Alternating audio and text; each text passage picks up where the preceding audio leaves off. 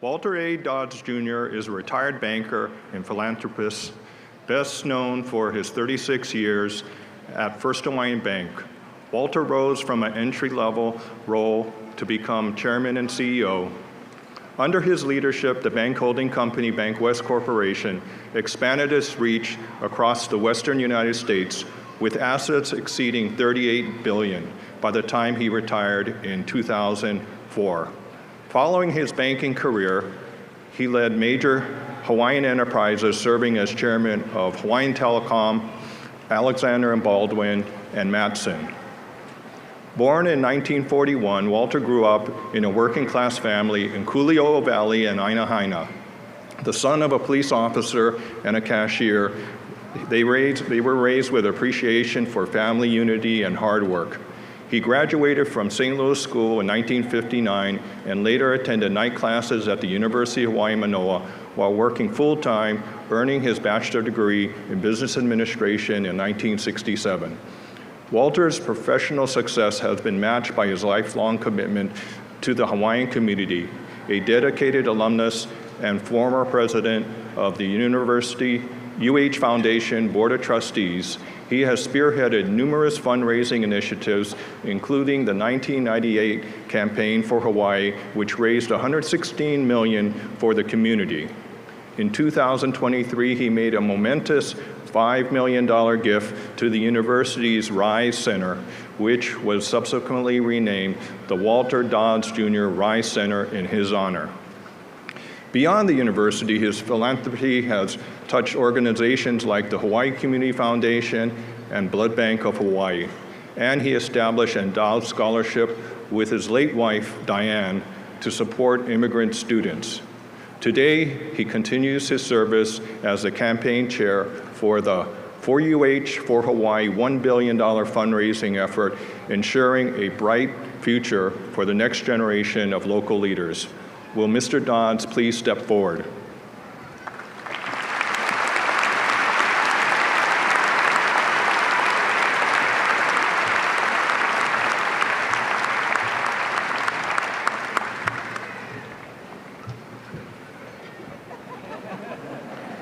On behalf of the administration, faculty, staff, and the students of the University of Hawaii, the Board of Regents is proud to confer the Honorary Doctor of Humane Letters degree to Walter A. Dods Jr.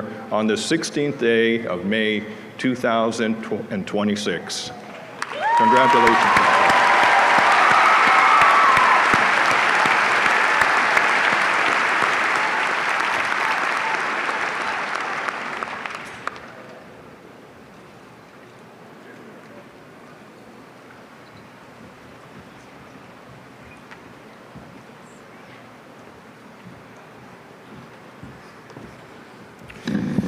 My friends back in Kuliʻouʻou Valley are not going to believe it. I would like to just make a couple of brief comments before I give you my remarks. I know I stand between you and getting your certificates, so I'll try to be as brief as I can. Sitting here, well, first of all, I have to say, a bigger crowd than the volleyball game. I can't believe it. Congratulations to all of you. It is beautiful.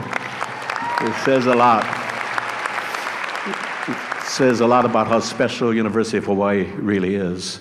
I have three quick memories at the university. My first memory is coming here as an office boy in the 60s. The lights were very dim at night. They're not the way we see them today or on campus. It was a lonely, dark time going to school, work all day and then going to school at night, but it was well worth it in the end. Very early on in my business career, I was hustled and arm broken behind my back to help a young doctor named Dr. Benjamin Young to start Imi Ho'ola program at the university, which got minorities, disadvantaged Hawaiians into the medical school. So I've been with Ben on that program for over 50 years, and I'm very proud of that, with over 400 of those graduates now doctors.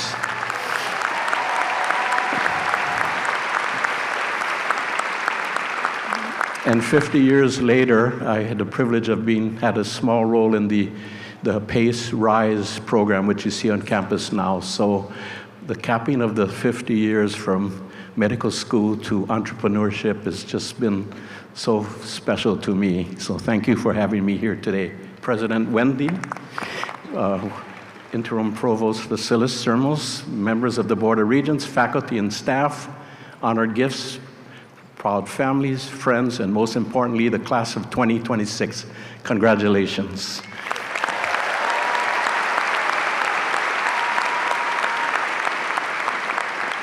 Not only because of the ceremony, the caps and gowns, and the photos you will take, but because today marks a transition. One chapter closes and another begins. For years, your life has followed a structure: seminars, semesters, deadlines, exams, expectations. You knew what success looked like: pass the class, earn the credits, graduate. You are entering a world moving faster than any generation before you has ever experienced. While many of us entered the workforce, change happened gradually. Industries evolved over decades. You could expect that what you learned early in your career would serve you for a long time, but that is no longer the case. The world you are entering is just changing and being reshaped constantly. Technologies emerge and disrupt before we fully understand them. Jobs that did not exist recently are now thriving careers, while others, once considered secure, are disappearing. You're graduating into a world defined by acceleration. Artificial intelligence, automation, climate challenges, and global interconnection are already shaping your opportunities and responsibilities. And with that speed comes uncertainty. Many of you will change careers several times. Some of you will create roles that do not yet exist. The traditional path, education, career, promotion, retirement, is becoming less predictable. Now that may sound unsettling, but I want to offer you another way to think about this. Uncertainty is not only a challenge, it's also an invitation. An invitation to remain curious, to adapt, to keep learning throughout your life. Because while the world changes rapidly, some things remain constant. The qualities that define meaningful leadership, trusted relationships, and fulfilling lives have not changed nearly as much as technology has. Today, I want to share 4 of those qualities with you: integrity, adaptability, being pono, and purpose. First, integrity. In times of uncertainty, trust becomes more valuable. When systems change and expectations shift, people look for individuals they can rely on, people whose word means something. Early in my career, I had the privilege of working on the gubernatorial campaigns of George Ariyoshi, who just passed at 100 a few weeks ago. Over time, we developed such a strong working relationship that he never once asked me to change a single word of an advertisement I created for him. Think about that. In politics, where messaging is everything, the level of trust was rare. We had a phrase during that campaign: the issue is integrity, and the answer is Ariyoshi. But over time, I realized something important. Integrity is not something you claim, it is something you earn. Decision by decision, moment by moment, and once lost, that impact will last a lifetime. As you begin your careers, remember this: your reputation is the most valuable thing you will ever build. Skills evolve, industries change, technology advances, but if people trust you and they know you're honest, dependable, and principled, that trust will open doors no resume alone could ever do. Integrity compounds over time. Every decision either strengthens it or weakens it. Eventually, people stop evaluating you only on your work. They begun trusting your judgment. And in a fast-changing world, that trust becomes a tremendous advantage. Second, adaptability. If there is one skill that will define success in the years ahead, it is the ability to learn, unlearn, and relearn. Your degree today is not the end of your education. It is proof that you know how to learn. There was a time when expertise meant mastering one field and remaining in it for an entire career. Today, expertise often means something different. It means being flexible enough to move across disciplines, connect ideas, and respond when circumstances change. I have seen organizations succeed not because they had all the answers, but because they were willing to adapt when new information emerged. And I have seen talented people struggle because they held too tightly to what worked in the past. The world you are entering rewards flexibility. So be willing to pivot. Be willing to admit when you are wrong. Be willing to start again. That is not failure, that is growth. The people who continue learning and remain curious are the people who will thrive no matter how quickly the world changes around them. Third, be pono. Here in Hawaii, we have the deep word pono. It's often translated as righteousness, but it also means more than that. It means doing what is right, living with integrity and balance, even when it is difficult. And make no mistake, the hardest decisions in your life will not usually involve technical skills. They will test your character. Early in my career, I faced one of those moments. My boss instructed me to fire an executive. When I asked why, I discovered it had nothing to do with performance. The executive had done excellent work. The real reason was personal. The easy path was obvious. Fire the man, keep my job, move on. But I knew that was not the pono path. So I investigated carefully, confirmed the executive had done nothing wrong, and I returned to my boss with my answer. I cannot fire this man. This isn't right. He was furious. For years afterwards, my raises were frozen. It was not an easy time, but something important happened. He never again asked me to compromise my integrity. And over time, the decisions did not damage my career, it strengthened it. More importantly, I could look at myself honestly every morning, knowing I had made the right choice. So here's my advice to you. Draw the line in the sand early.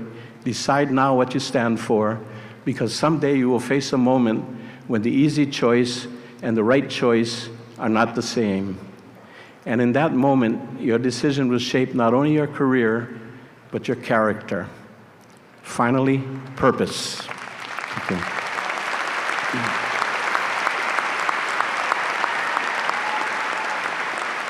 Finally, purpose. You will hear many people tell you, follow your passion. And passion matters, but I would encourage you to think even more deeply about purpose. Passion is about what you love. Purpose is about who you serve. Midway through my career, Hawaii faced a major financial crisis, Mānoa finance. Several local financial institutions collapsed, and many residents, especially kupuna, our elderly, faced losing their life savings.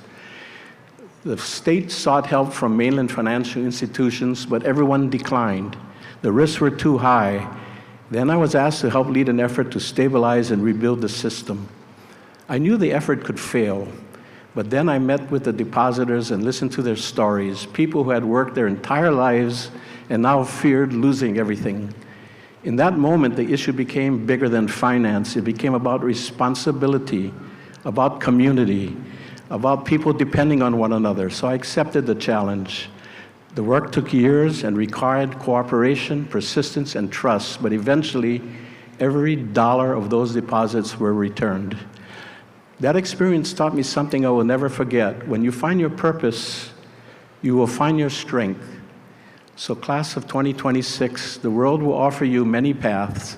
Some will be safe, some will be prestigious, some will be financially rewarding. But I encourage you to ask a different question. Where are you needed most? Because when you align your talents with the needs of others, work becomes more than a job, success becomes more than personal achievement, and your life becomes part of something larger than yourself. That is how you build not only a career, but a legacy. So go forward with integrity, go forward with adaptability, go forward and be pono, and above all, go forward with purpose. Congratulations, class of 2026. We are proud of you.